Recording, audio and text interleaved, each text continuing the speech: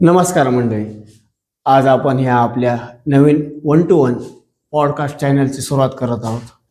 या चॅनलच्या माध्यमातून आपण सर्व समाजकारण, राजकारण, पुन्हा म्हणले तर आपले जे व्यक्तिविशेष असतील त्यासाठी आपण मुलाखती घेणार आहोत.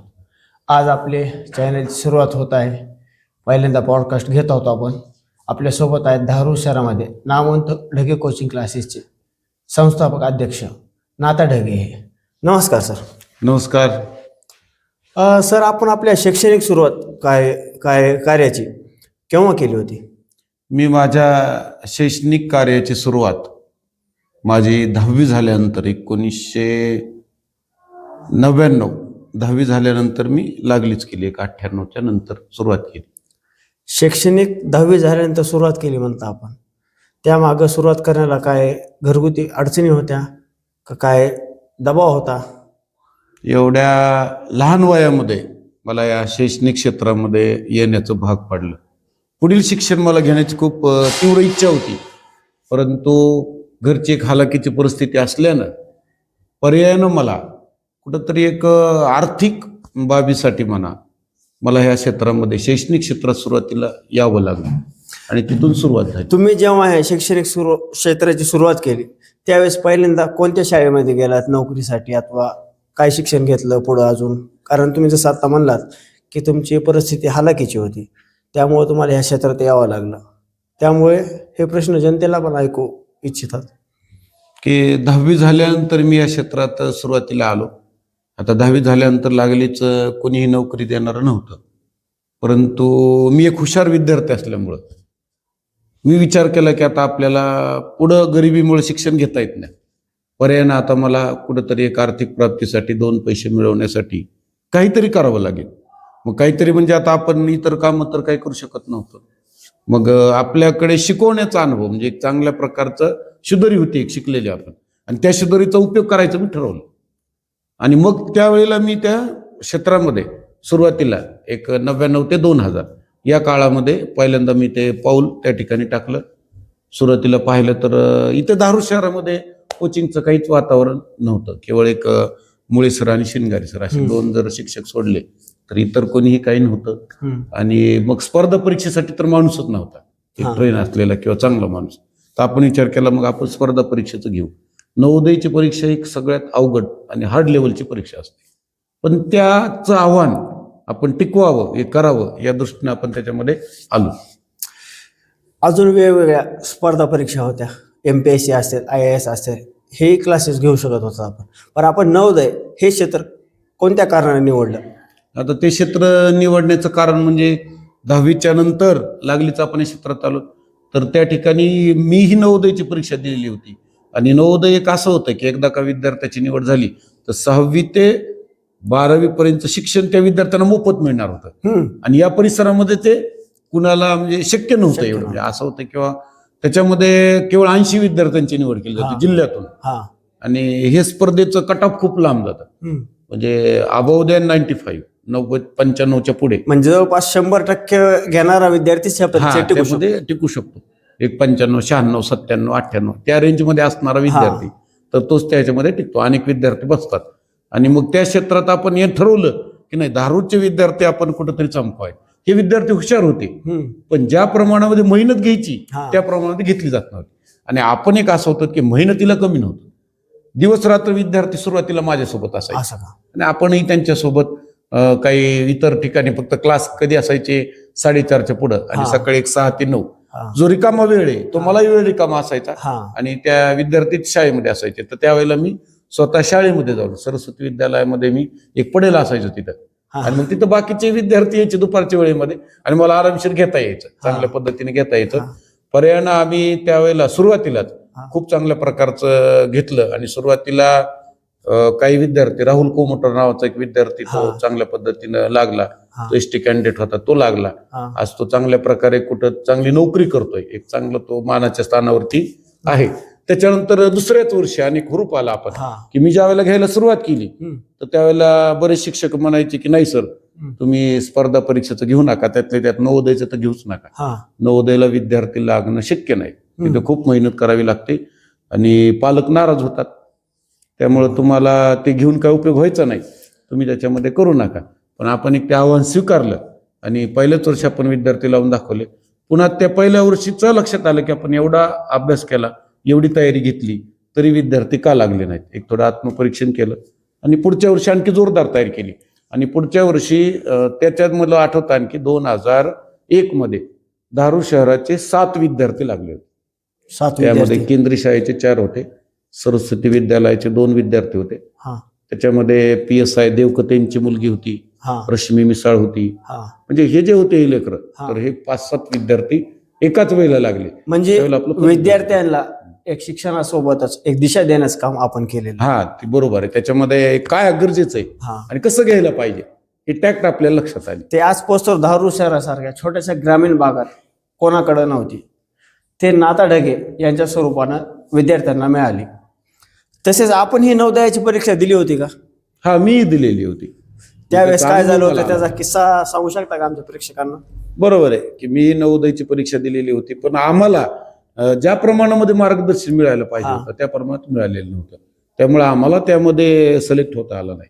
आणि शहरी भाग, हा याच्यामध्ये काय, शहरी भागामध्ये 20 जागा असतात.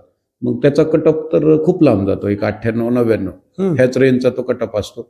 आणि मग त्यामध्ये आम्हाला जास्त काही चांगल्या प्रकारे तिथं मार्गदर्शन, आता 5वीचं वर्ष म्हणजे फार लहान वयच असतं, बरोबर आहे. त्या वेळेमध्ये योग्य मार्गदर्शन मिळालं तरच विद्यार्थी पुढे जाऊ शकतो, हा. नसतं मग त्याला जाता येत नाही. म्हणजे तुमच्या स्वतःवर जे तुम्ही अनुभवलंय त्यातून आपण पुढील भविष्यासाठी विद्यार्थ्यांचा विचार केला आणि धारूर शहरासारख्या छोट्याशा ग्रामीण भागातून जे परिस्थिती अशक्य होती की नवोदयासाठी विद्यार्थी लागणे, बरोबर. त्यात तुम्ही विद्यार्थी घडविले, नवोदयाला लागले, आज काही नोकरीही करीत असतील.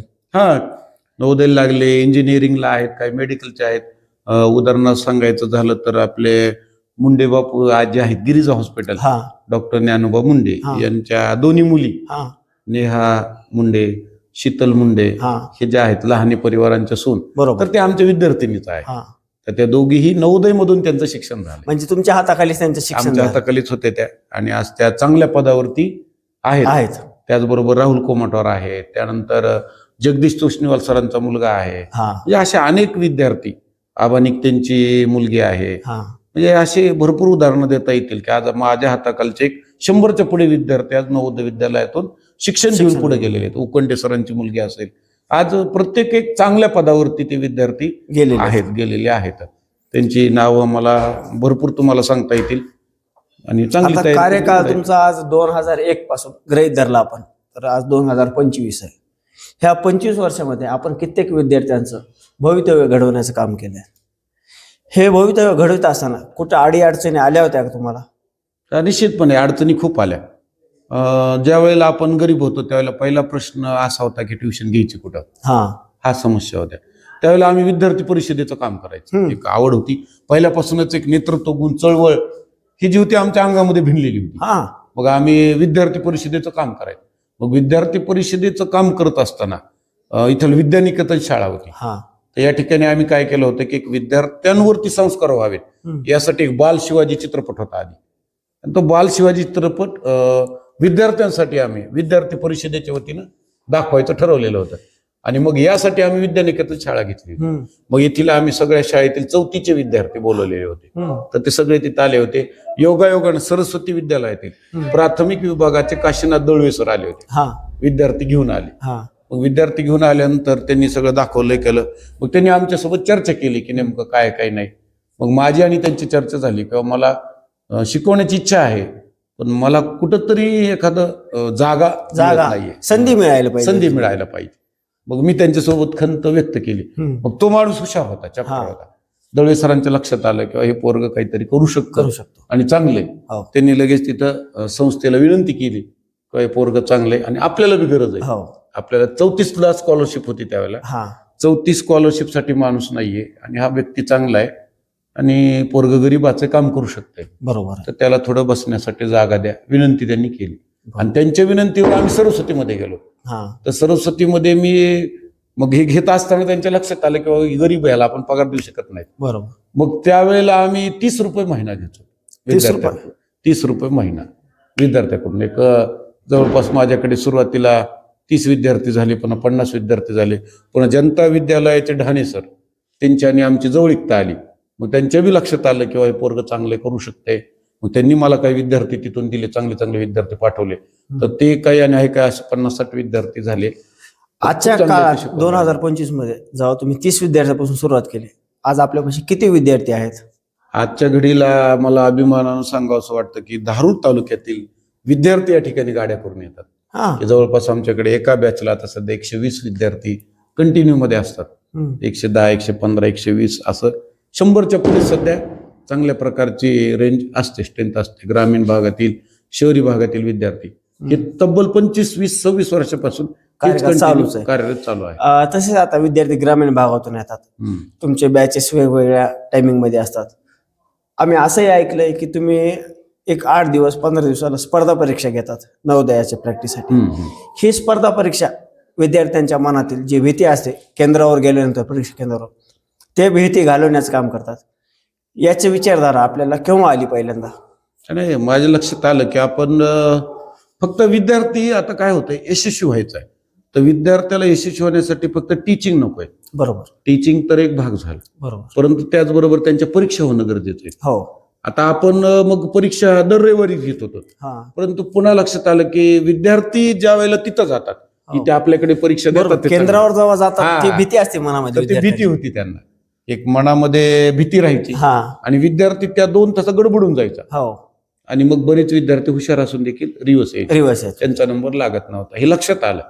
मग आम्ही ठरवलं की जे आपण इथं परीक्षा घेतोय, तर अशाच त्याच स्वरूपाच्या परीक्षा जर आपण प्रत्येक केंद्रावरती घेतल्या तर विद्यार्थी तिथं जाण्याचा अनुभव येईल, त्यांची भीती दूर होईल. हे लहान विद्यार्थी चिमुकले विद्यार्थी, आणि त्यांना काही अडचण येणार नाही, ताणतणाव येणार नाही, म्हणजे इझी गोईंग मध्ये निघून जातील.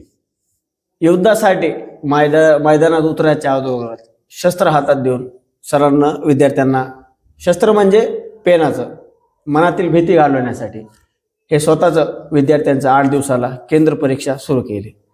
या परीक्षेमुळे विद्यार्थ्याच्या मनावरील दडपण कमी झालं. विद्यार्थी खुलून अभ्यास करू लागले, परीक्षा देऊ लागले. हे एक यशाचे किल्ली आहे सर. किल्ले, बरोबर आहे. ह्या यशाच्या किल्लीला आपल्याला अजून सोबतीला कोणी आहेत का? सोबतीला म्हणलं तर आमच्या गृहिणी असं समजा. आता आम्ही काय करतो, आणखी ही तर परीक्षा झाली, बरोबर, पण त्यांना प्रोत्साहन देण्यासाठी आम्ही बक्षीस वाटप करतो. मग त्यांना मी अनेक प्रकारचे आम्ही रजिस्टर वाटप केले, पॅड वाटप केले, गोल्ड मेडल वाटप केले. पण ज्यावेळेला विद्यार्थ्याला गोल्ड मेडल मिळालं, त्यावेळेला तो विद्यार्थी अभिमानाने घरी सांगू लागला की आज मला मेडल मिळालं, आज मी गोल्ड मेडलिस्ट झालो. हे आमच्या लक्षात. म्हणजे विद्यार्थ्यांच्या मनामध्ये ते गोल्ड मेडल भले तुमच्या परीक्षेचा असो, पण त्याला वाटलं की मी नवोदयाची परीक्षा पास झालो, मला गोल्ड मेडल मिळालं आणि मी परीक्षा क्रॅक करू शकतो. आत्मविश्वास त्यात निर्माण झाला, आत्मविश्वास त्यांच्यामध्ये आला, आणि त्या पद्धतीने तयारी करतात चांगले. बक्षीस देण्याचा विचार हे सर्वात प्रथम आपल्याला आला की आपल्या मंडळीला आला होता?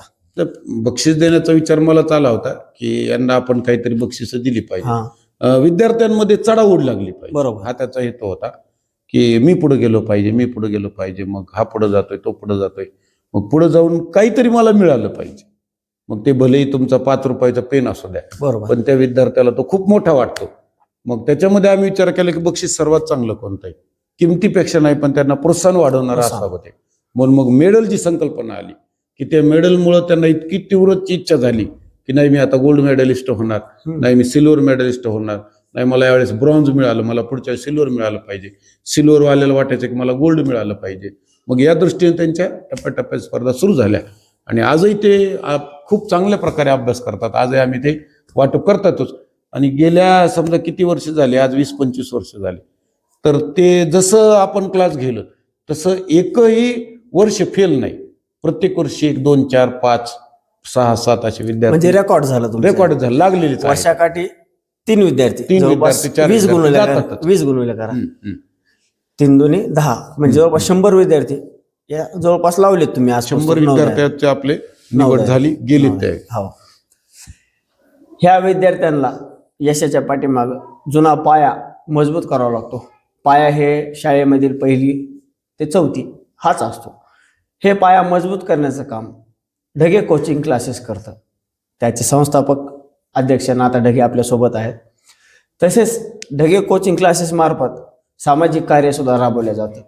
तर ते आपण जाणून घेऊ. सर, आपल्या कोचिंग क्लासेस तर्फे जे सामाजिक कार्य राबवल्या जातात त्याची थोडी माहिती द्या. आम्ही सतत सामाजिक कार्यात आमचा चांगला सहभाग असतो. की आता हे मध्ये मध्ये लॉकडाऊन होतं. लॉकडाऊनच्या काळामध्ये विद्यार्थी बाहेर निघू शकत नव्हते. बरोबर. तर आपण त्यांना झूम मिटिंगद्वारे क्लास घेतले. तर ते क्लास घेत असताना आपण सर्व विद्यार्थ्यांना समाविष्ट केलं. आजही आपण समजा हे नवोदयच्या परीक्षेचं जे आहे की इतर जे जिल्हा परिषदेच्या शाळा आहेत, इतर विद्यार्थी आहेत, यांना देखील या परीक्षांमध्ये सहभागी होता यावं म्हणून आपण त्यांच्यासाठी देखील एक महासराव परीक्षा आयोजित करतो विद्यार्थ्यांसाठी, आणि त्याच्यामध्ये सगळ्यांना आपण सहभागी करून घेतो. म्हणजे तुमच्याच क्लासेस मधले विद्यार्थी नाही तर कोणत्याही शाळेमधील विद्यार्थी असो, हे तुमचं समाजकार्य जे विद्यार्थ्यांना सहभागी करून घेतो. बरोबर. तसेच आता आपल्या जीवनामधील जेव्हा आपण शैक्षणिक क्षेत्र 10वी पासून सोडून दिलं, म्हणजे पुढं शिक्षण अजून उशीर लागला आपल्याला, मधातला प्रसंग आपण सांगितला. आपल्या जीवनातील एखादा हास्यमय किस्सा आहे का आपल्या शिक्षण झाल्याच्या नंतर? शिक्षण झाल्याच्या नंतर आता हास्यमय किस्सा म्हणजे आपली काय गरीब अतिशय परिस्थिती होती. बरोबर. त्यामुळं करण्याशिवाय पर्याय नव्हता. मग आम्ही आपलं, मला आठवतं आणखी, किंवा सायकलवरती आम्ही जायचो पूर्णतः. की सुरुवात जी आहे क्लासेसची सायकलवरच झाली. अतिशय म्हणजे ह्याच्यातून की आम्ही सायकलवरच फिरायचो, सायकलवर जायचो. मग ते सायकल त्या ठिकाणी लावायची, तिला ऑइलिंग वगैरे करायची, असं बरंचसं काही आहे.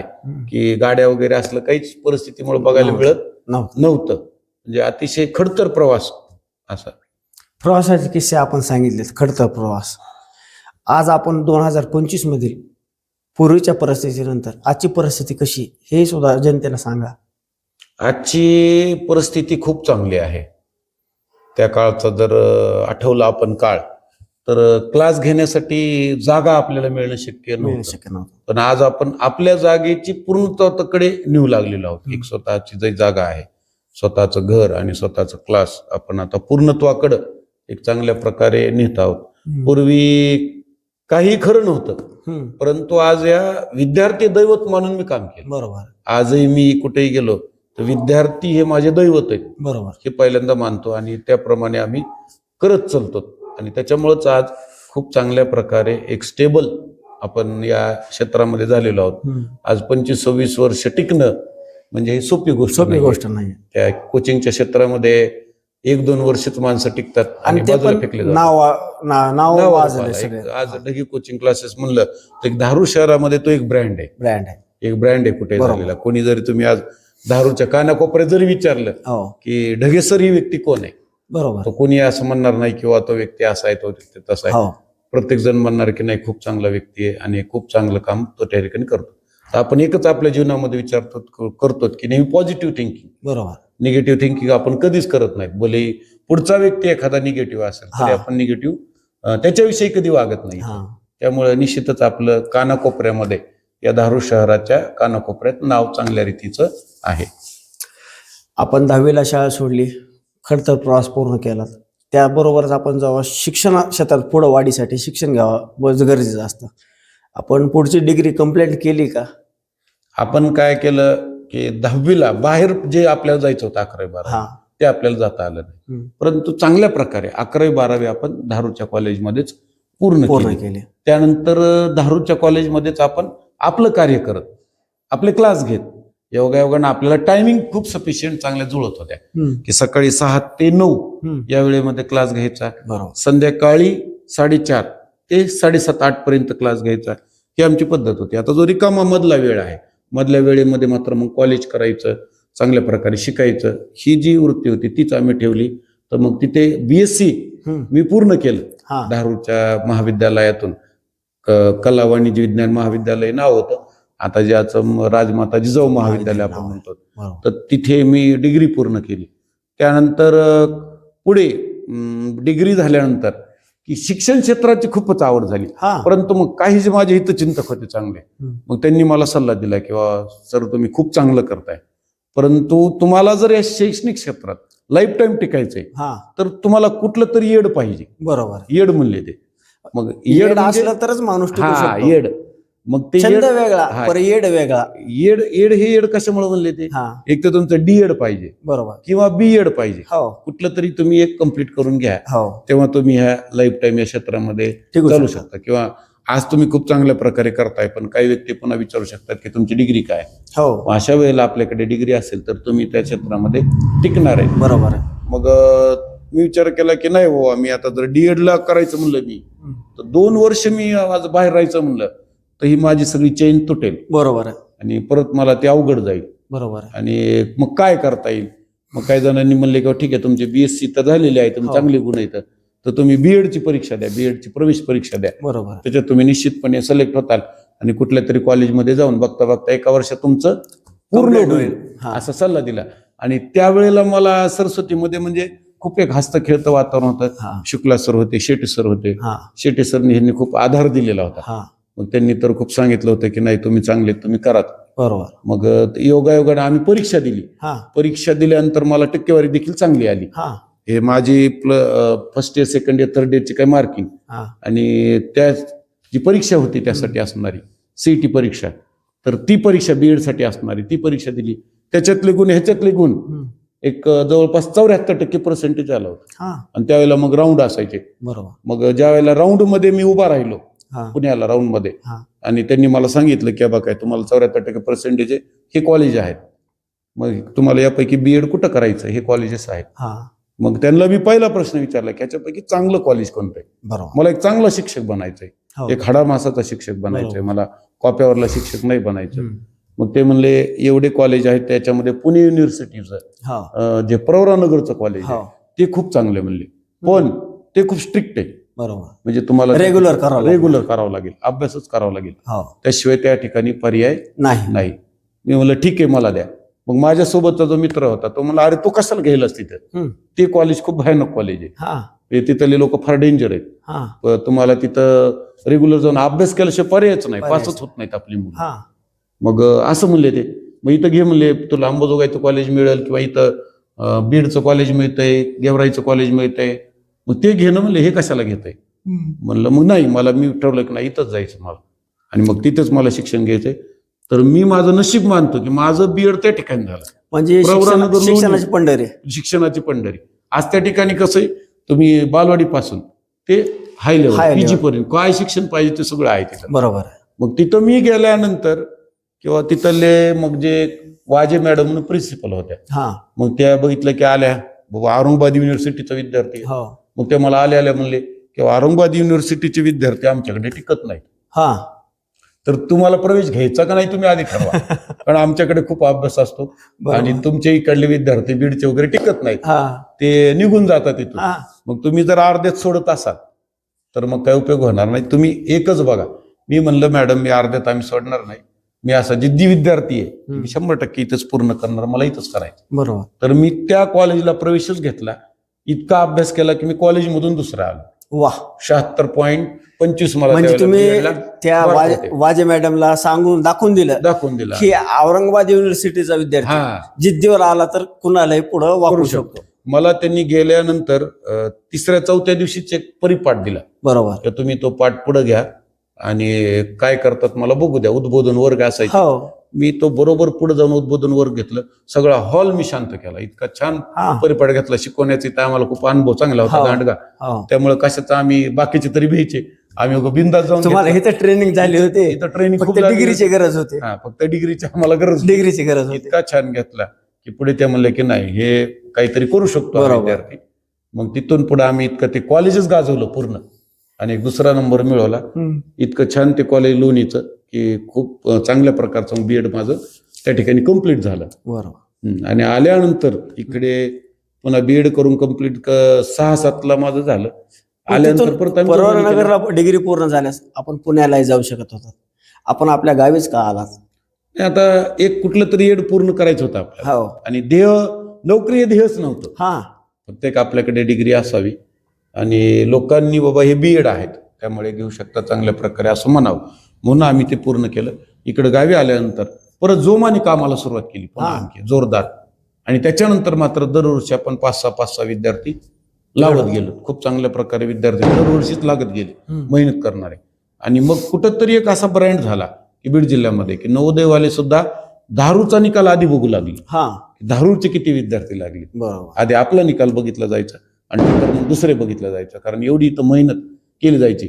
आणि इथं मेहनत करताना 1 तास 2 तास कधीच घेतलं जात नव्हतं. हा. आजही तीच पद्धत आहे की जसं मी पहिलं घेत होतो किंवा विद्यार्थी माझ्या सोबत बसायला असायचे, करायला असायचे आणि तो राईटच कंटिन्यू सोबत मध्ये असायचे. म्हणजे विद्यार्थी तुमच्या जवळ आला की ते नवोदयाला लागलाच म्हणायचं. आम्ही रविवार असेल 5-5 6-6 तास बरोबर ते कंटिन्यू त्यांच्या सोबतच आम्ही राहायचो, म्हणजे बसायचो. तुम्हाला छंदच आहे ते, छंदच होता. पुस्तकाच्या बाहेर नाही. विद्यार्थ्यांना पुस्तकां विद्यार्थी आजही तीच आमची पद्धत आहे की कधीच विद्यार्थी बरोबर. 1 तास 2 तास नाही, 4-4 तास, त्यासोबतच 5-5 आपल्याला तास. अजून एक छंद आहे, आम्हाला जे माहिती आहे, आपल्या लेखणीचा छंद आहे. ते छंदाची आवड आपल्याला केव्हा झाली? बरोबर आहे. मी पत्रकारिता क्षेत्रामध्ये 2011 मध्ये आलो. हा आता पत्रकारिता क्षेत्रामध्ये येण्याचा उद्देश की बऱ्याच ठिकाणी गोरगरिबावरती अन्याय होतो हा आणि ह्या अन्यायाला वाचा फोडावी लागते कुठेतरी. बरोबर आणि मग ही वाचा फोडायची तर आपल्याकडे काहीतरी असलं पाहिजे. बरोबर. म्हणून मग मी रिपोर्टर पेपर जॉईन केला 2011 मध्ये. तर 2011 पासून तो रिपोर्टर पेपर आणखी माझ्याकडेच आहे. हा एक 2026 आता उजळायले तरी तो पेपर माझ्याकडं आणखी बी आहे. पेपरच्या माध्यमातून आपण खूप चांगल्या प्रकारचं या दारू शहरामध्ये काम केलं की कुठलंही असेल अन्यायाविरुद्ध वाचा फोडण्याचं काम आपण केलं, गोरगरिबाची कामं केली. कुठलंही काय झालं होतं, अधिकाऱ्याकडे आपण जात होतो आधी पण काम, आपल्याला एक छंद आवड होती, परंतु ते गेल्यानंतर त्या कामाला ते न्याय देत नव्हते. आणि मग न्याय लेखणीचा जर धार असेल तर तो न्याय दिला जाऊ शकतो हे माझ्या लक्षात आलं. म्हणून मग मी ते पेपर जॉईन केला आणि गेल्या एक जवळपास 14-15 वर्षापासून तो त्या पेपरचा एक तालुका प्रतिनिधी म्हणून या दारू शहरामध्ये मी काम करत आहे. 2011 आपण पेपर जॉईन केला. पेपर जॉईन करण्याच्या अगोदर आपल्यासोबत असा कोणता प्रसंग घडला होता का की ज्या ठिकाणी आपल्याला गरज वाटली की आपल्याकडे ही लेखणी असावी? असा काय प्रसंग आहे का आपल्याकडे? बरोबर आहे. मी आधीच सांगितलं किंवा बऱ्याच समस्या होत्या. रस्त्याची समस्या असेल, लाईटची समस्या असेल किंवा त्यावेळेला निराधार योजनेचे फॉर्म असायचे. आणि मग बऱ्याच निराधारांना की विनाकारण बी बाहेर काढलं जायचं त्याच्यामध्ये. आणि मग असा कुठंतरी तहसीलदारांना जॉब आपल्याला विचारायचा आहे. मग तो जॉब सामान्य नागरिकाने विचारणं आणि एका पत्रकाराने विचारणं, बरोबर, याच्यामध्ये खूप मोठी तफावत दिसायची. बरोबर. आणि मग आपल्या लक्षात आलं की आपण हे कुठंतरी लेखणीचं माध्यम सोबत घेतलं तर ह्या वर्गाला आपण न्याय देऊ शकतो. बरोबर. म्हणून मग आम्ही ते जॉईन केलं आणि त्याच वेळेला त्याच्यानंतर या प्रत्येक अधिकाऱ्याच्या संपर्कात राहून आजही मी त्याच पद्धतीने संपर्कात आहे. तहसीलदार असतील, पंचायत समितीचे अधिकारी असतील, पोलीस स्टेशन कार्यालय असेल, नगर परिषद असेल, ज्या त्या विभागाचं जे ते काम आहे आपण आजही एका फोनवरती काम केले जातात. बरोबर. सर्वजण काम लगेच करून त्या ठिकाणी देतात. म्हणजे आपल्या लेखणीला धार आहे, धार आहे. सर्वसामान्यांचे प्रश्न मिटतात. त्यासोबत आपलं आता प्रवरामध्ये 1 वर्ष गेलं, शिक्षण पूर्ण केलं आपण. त्या कॉलेजमध्ये 1 वर्ष शिक्षण पूर्ण घेताना तिथं आपल्याला अडीअडचणी निर्माण झाल्या होत्या का की आपण बीड जिल्ह्यातले तर अथवा आपण मराठवाड्यातले तर मराठवाड्याच्या विद्यार्थ्यांकडे इतकं लक्ष दिलं जात नाही, ढ समजलं जातं. जसं आपण मला सांगितलं की औरंगाबाद विद्यापीठाचा विद्यार्थी तिकडे टिकू शकत नाही. आपल्याला कुठं अनुभव दुसऱ्यांदा आला होता का? पहिल्यांदा तर वाजे मॅडम ह्या प्रिन्सिपल त्यांना आपल्याला सांगितलं होतं. वर्षभरात कधी अनुभवलंय का आपण त्या गोष्टीला?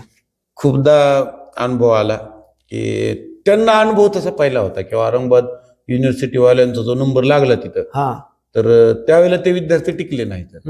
परंतु आपण ज्या वेळेला गेलो की त्यावेळेला त्यांच्या लक्षात आलं की औरंगाबादचे विद्यार्थी सुद्धा खूप चांगलं काम करू शकतात, त्यांच्याकडे काही टॅलेंट व्यक्ती आहेत हे त्यांच्या लक्षात आलं.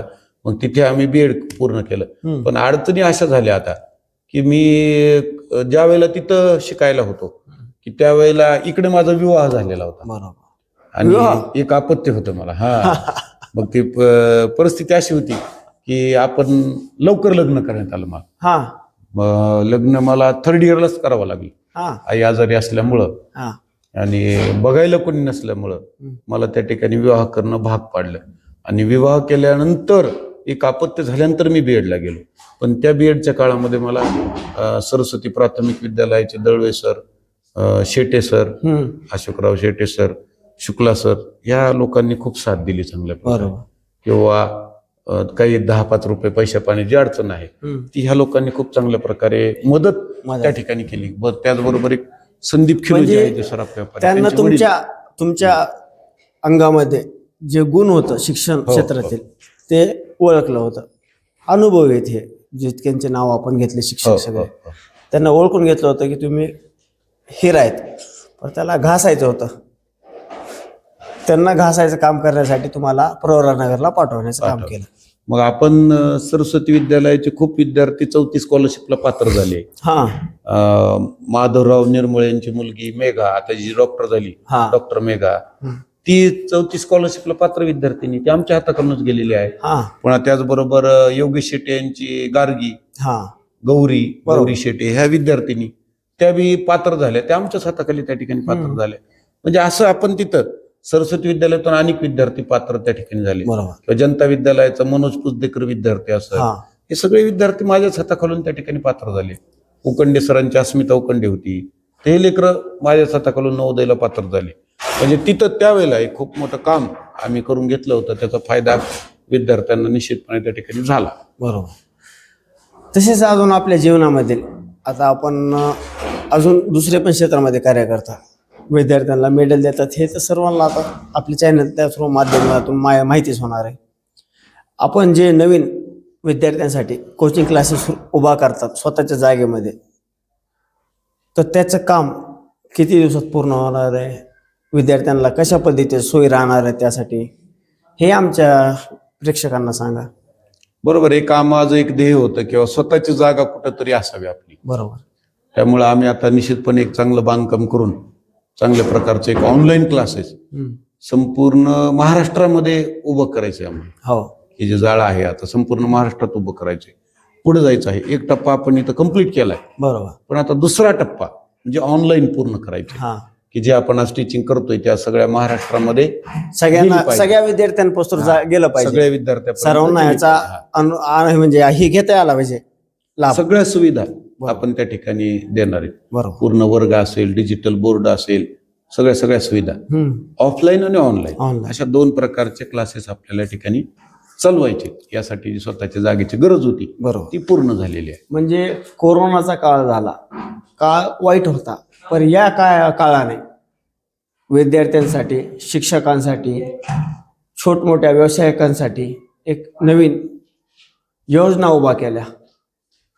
जसे की आता सर म्हणाले ऑनलाईन क्लासेस सुरू करायचे. हे कोरोना काळ आला नसता तर हे क्लासेस कधी हे जीवनात आपल्याला पाहण्यास मिळाले नसते.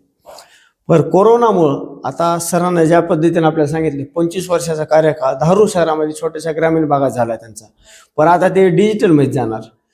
डिजिटल युगामध्ये पदार्पण केल्यानंतर संपूर्ण महाराष्ट्रात नव्हे तर अख्ख्या भारत देशापासून नवोदयाला आपण घेऊन जाऊ शकता. बरोबर.